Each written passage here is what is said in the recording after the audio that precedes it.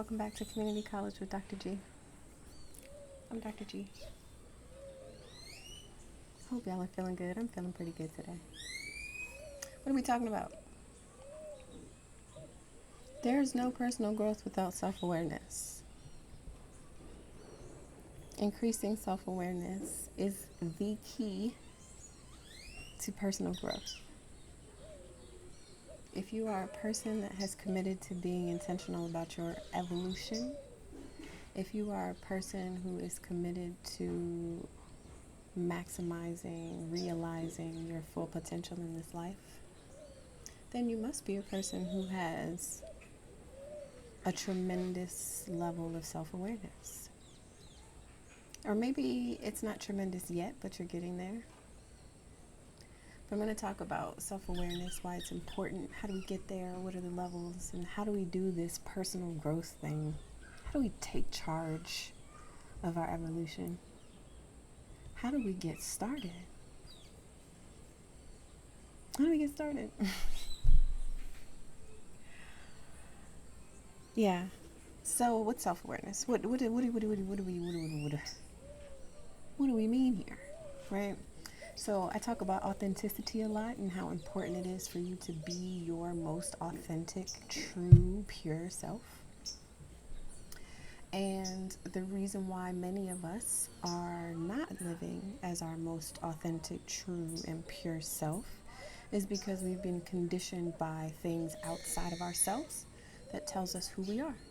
And then we hold on to these identities and we move throughout the world as these people that kind of fit into our idea along with society's idea and other people around us ideas of who it is that we're supposed to be, right? We create a persona that meets everyone's needs, oftentimes sacrificing our own the most, right? So to get to our authentic self, we have to question the things that we do, the identities that we hold on to, the roles that we play in our own and other people's lives, right?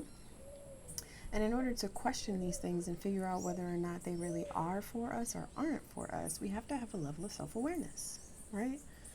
So what is self-awareness? This is like tapping into how you move in the world, right? We all have some level of self-awareness, right? We all have some level of self-awareness, but it's what we do with that information that sets us apart. So you know your personality. You know what you like, you know what you don't like, you know how you're going to respond in particular situations.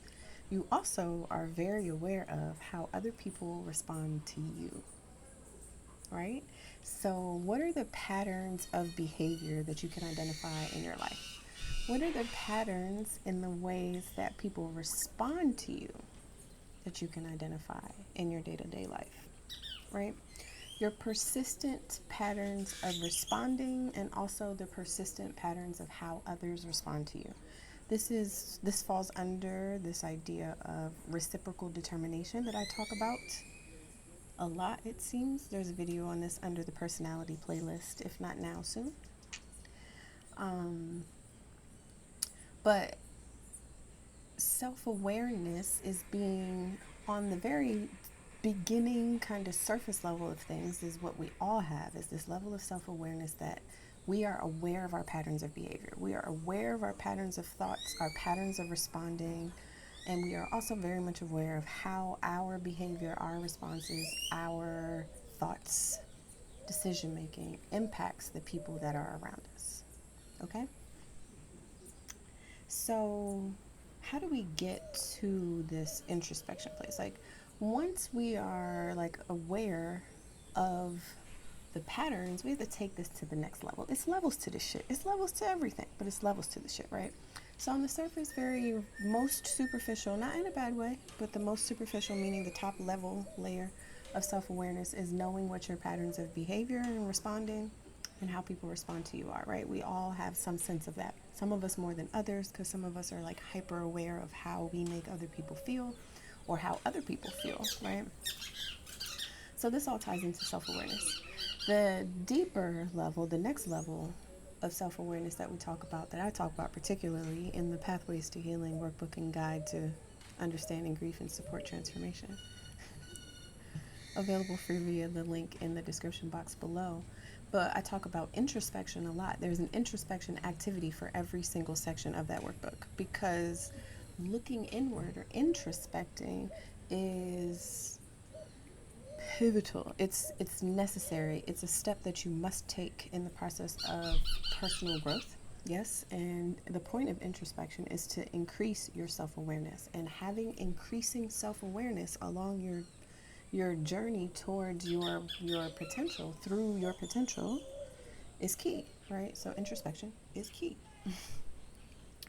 And introspection is a critical analysis. Introspection goes beyond just being aware. Now you're like, okay, but why?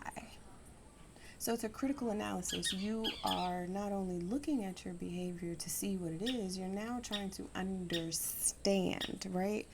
So in order for us to get to our most authentic self, we have to be self-aware, but we also have to understand ourselves, right? We have to have a level of understanding that allows us to eventually manipulate our own behavior, our own thoughts, our own patterns to fit a place that we really want to go, right? So introspection in that sense is the key to understanding, in that we have to be critical, not mean, right? Constructive criticism, critical of ourselves, and we have to do an analysis. It can't just be, okay, so I'm like this is how I am, and that's it, right? You run into people who you're like, okay, so like when you said this, I felt like that was mean, hurt my feelings, and I don't like when you do that behavior. You say that to somebody, and the person's response is, well, I was upset. So that person, right, person B in that scenario, is aware that when they are upset, they behave in a particular way. They are aware that when they behave that particular way, that it upsets the people around them. They lack a level of understanding that would allow them to know that they can change that behavior, right? They lack a level of awareness, a level of understanding of self that would allow them to then understand more fully, or feel how they are making another person feel, which in turn would motivate them to change that behavior, right? So to have this self-awareness on a superficial level without the understanding does not allow, or does not lend to change, growth, and transformation, right? But with that surface level of awareness and the added understanding that comes from the critical perspective, the critical analysis of your own behavior, the questioning of it, right? Like, you're reflecting and contemplating, but you're focused inward. You're not focused on what other people did to you in these situations or what happened in these situations. You are focused solely on yourself. How did you respond? How did you feel? What did those feelings remind you of? Triggers, okay? What did those feelings remind you of, right? So once you get to this examination and analysis of what it is that's going on beneath the surface of those behaviors, you start to make connections. You start to recognize deeper patterns. So it's not just the anger when this happens, or the sadness when this happens, or shutting down and becoming passive aggressive when this happens, right? It's not just the pattern now. We're understanding what it is underneath the pattern that is feeding it. What is this belief? What is at the core of this? And what you'll find when you get to this level of introspection is that at the core, there's going to be multiple behaviors and typical responses that come out of one particular core belief or core experience. Okay, emphasis on this, because when we are small, the birds, they love me. They're like right behind me, above me, in front of me. So when we are very small, I say this often, but when we are very small and our brains are less mature, we make very strong commitments to our expectations for and beliefs about the world, right? So one experience that we have at a pivotal point in our life, usually between the ages of 7 and 10, one experience, or even younger, right? One experience can create such a profound belief that is not necessarily true of the world, maybe true of the one situation that you were in, or that one relationship that you had with a loved one or a caretaker or someone that was in your community. Those very strong foundational beliefs that we create about the world when we are children still feed how we view, interpret, and then respond to the world as adults. This is why sometimes when you get in an argument with somebody, it's like, damn, I feel like I'm talking to a teenager, or I feel like I'm talking to a 10-year-old, because many of us do not surpass that level of maturity when it comes to how we see the world, and then how we also then interpret in the world and interpret our emotions, okay? So what deeper introspection does is it allows you to move beyond just the surface level, just the this is the way that I act. Well, you knew I was upset, and this was what happens when I'm upset. So, like, I don't understand, right? Let's get to understand. Okay, so these experiences, let's get a good example here. Okay, great example. So there's this young man. He's growing up with his mom. She's a single mom. And as he gets to, around puberty age, let's say starting at around 10, 11 years old, hormones are changing, body's changing, the expectations of him by others are changing because of the physical changes that are happening in his body. There's a lot of confusion, as would be with anybody at adolescence, right? But in this particular case, which is common in many places and many of us, is that our confusion, our sadness gets it gets expressed as anger, right? So I talked before about a friend of mine who had gotten expelled from school because he was so angry in his adolescence. He was literally fighting all the time.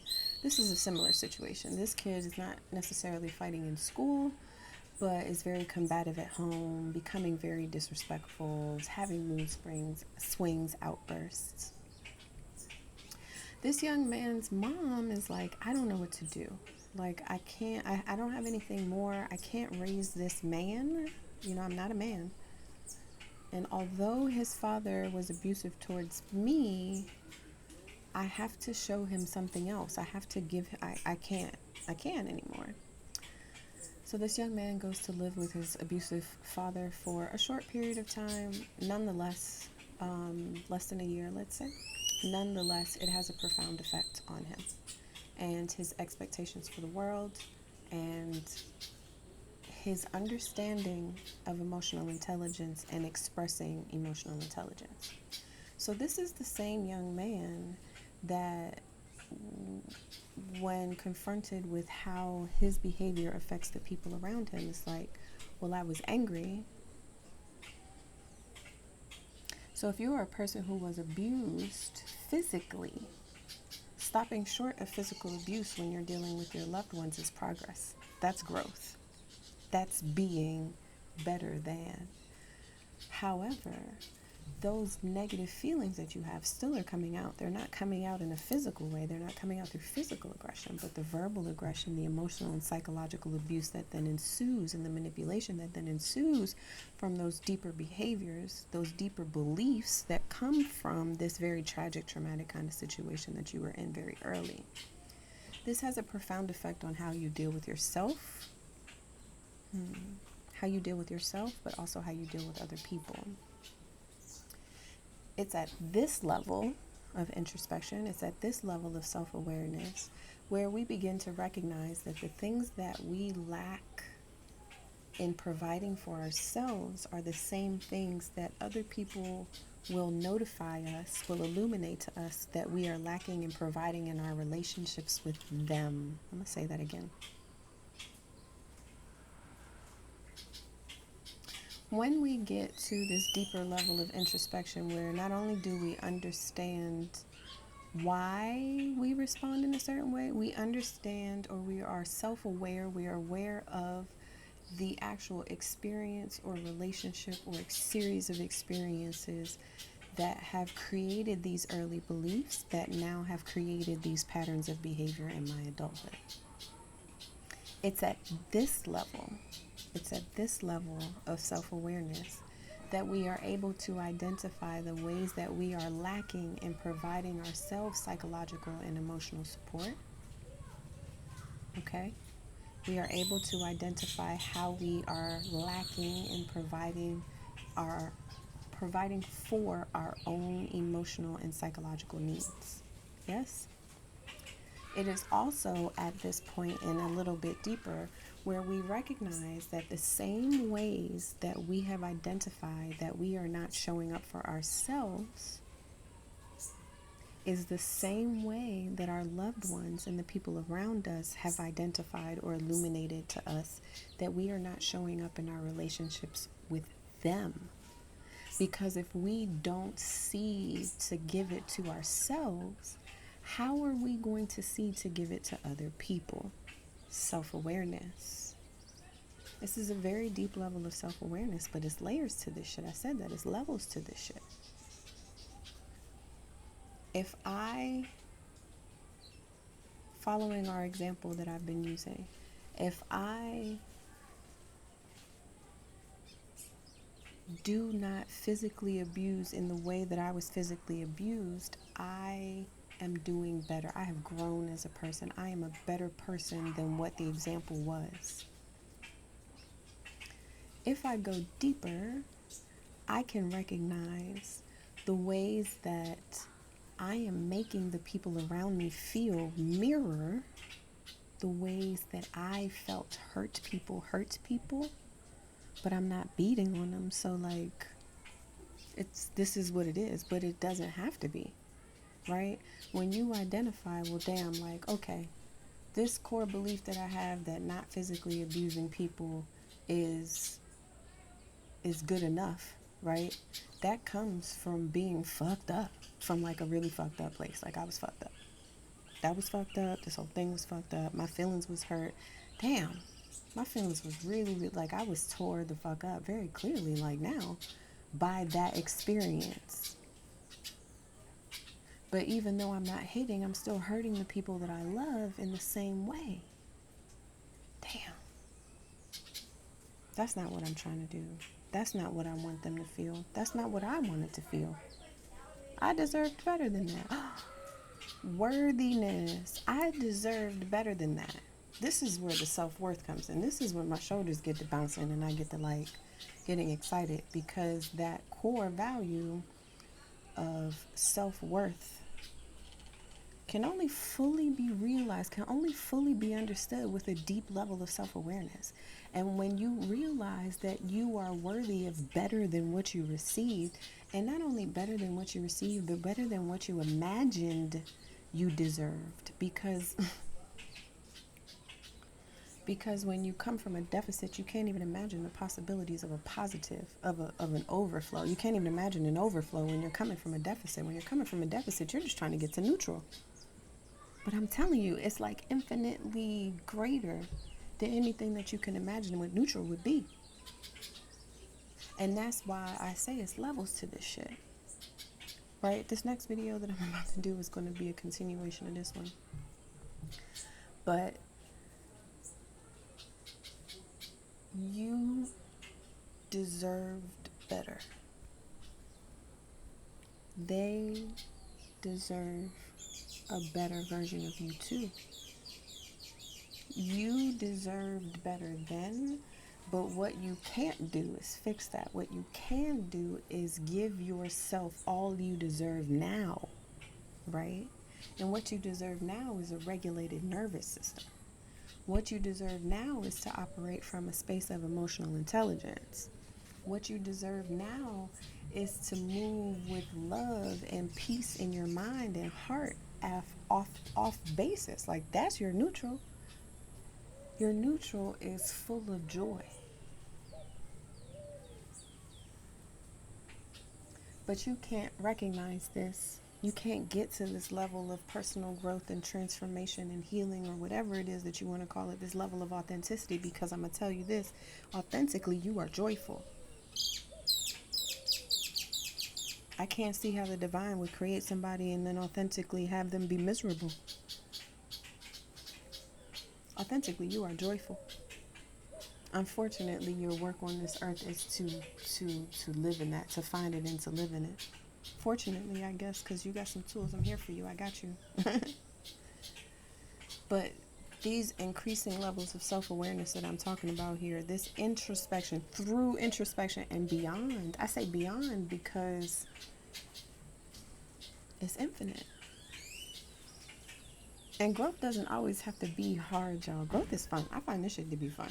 Sometimes it's irritating, sometimes it's frustrating, but for the most part, this is fun because, like, literally, you get to amaze yourself. Literally, you get to be a reflection of the divine, be a reflection of the Most High and the power that there is in the Most High in the universe. You get to be a reflection of that when you commit to this. And having this deeper, deeper, deeper, increasing, constantly, perpetually increasing level of self-awareness allows you to uncover the mystery behind that divinity.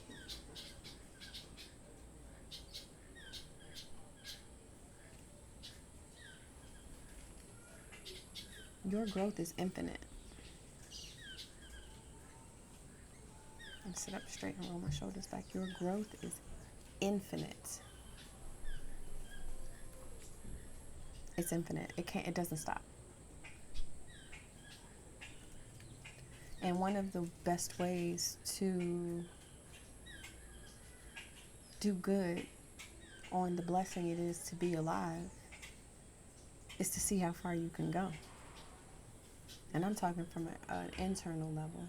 I posted something on Instagram today that said all of the accomplishments, the husband, the kids, the career, the house, the car, the jewelry, all of the things, those are all accomplishments, but you're not going to find your joy in any of it. Joy comes from what you accomplish within yourself, not externally into the world.